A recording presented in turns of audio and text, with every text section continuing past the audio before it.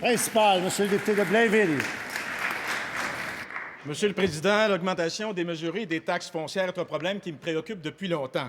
J'adresse aujourd'hui ma question au ministre de l'Agriculture, des Pêches et de l'Alimentation au nom des 4000 pétitionnaires qui ont demandé le 18 novembre dernier à la Ville de Québec de protéger des terres agricoles près des milieux urbains d'une augmentation de taxes abusives due à la spéculation immobilière.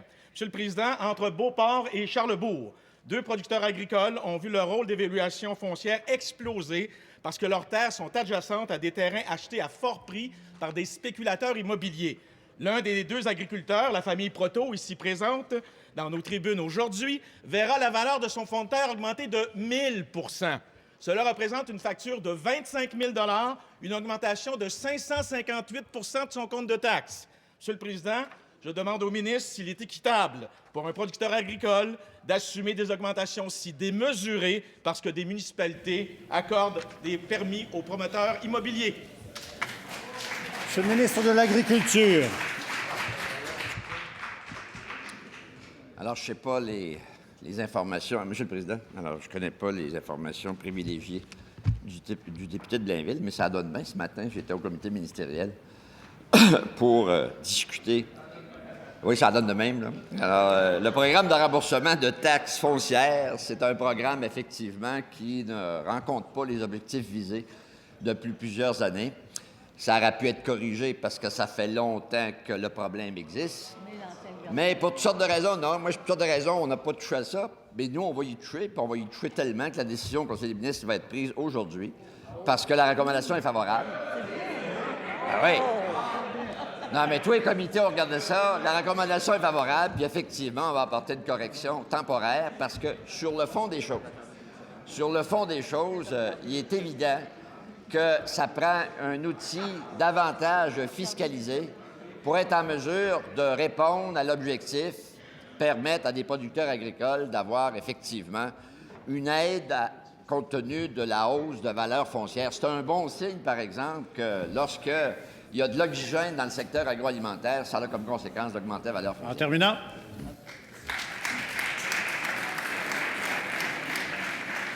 J'ai l'impression que tout le monde apprend une nouvelle en même temps.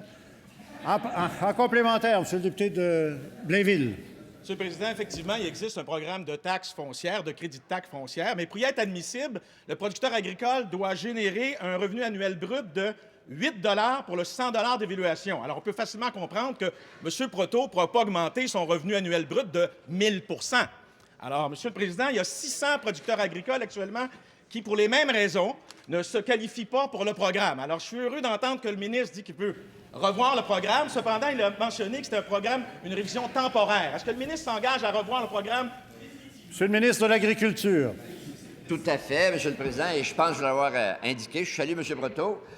Il a raison, effectivement. Il a complètement raison. On a reçu quelques correspondances et on a fait et cause pour sa revendication tout à fait légitime. Je l'ai dit, je le répète, les objectifs du programme n'étant plus rencontrés, il était urgent d'apporter une modification. Pourquoi je parlais de temporaire? C'est uniquement parce que je veux y aller d'une réforme majeure, significative, fiscaliser cet outil-là pour être certain, pas à chaque année, de régler les quelques cas d'espèces. Pour la prochaine année et l'an prochain, on aura les cas les plus criants, les plus inappropriés vont être corrigés, et dans la réforme plus globale, on va corriger. Deuxième complémentaire, Monsieur le député de Blainville. Monsieur le Président, en plus du programme, il existe aussi au sein des municipalités, depuis 2007, une possibilité de réduire le taux de taxation, justement quand les taxes sont augmentées de façon abusive. Dans le cas de la famille Proto, il s'agirait d'une réduction de 30 %. Cependant, la Ville de Québec tarde à prendre cette décision en disant que c'est inéquitable pour les autres citoyens. Pourtant, les revenus que vont générer les terrains adjacents vont rapporter des milliers de dollars aux citoyens de Québec. J'aimerais savoir si Monsieur le Président, si le ministre est prêt à obliger ou à rendre obligatoire cette mesure dans toutes les municipalités du Québec. Monsieur le ministre de l'Agriculture. Il est toujours difficile, Monsieur le Président, pour un ministre de donner une responsabilité à quelqu'un puis de lui enlever, parce que nous, on pensait, effectivement, puis vous avez raison, écoutez, savez-vous comment il y en a de municipalités qui l'appliquent, le taux différencié? Il y en a 10 sur 1200. Donc, c'est pas un grand succès, là. Il y en a 10 sur 1200, vous avez vu la proportion. Et on avait fait les démarches auprès de plusieurs villes d'avoir cette souplesse, et effectivement, d'appliquer ce qui est prévu dans la législation municipale. À partir du moment où ils ne l'ont pas fait, c'est pour ça que j'apporte des corrections au programme pour qu'il agisse différemment, et c'est pour ça que je souhaite avoir une réforme plus globale, plus complète, qui va venir corriger le problème. Bravo.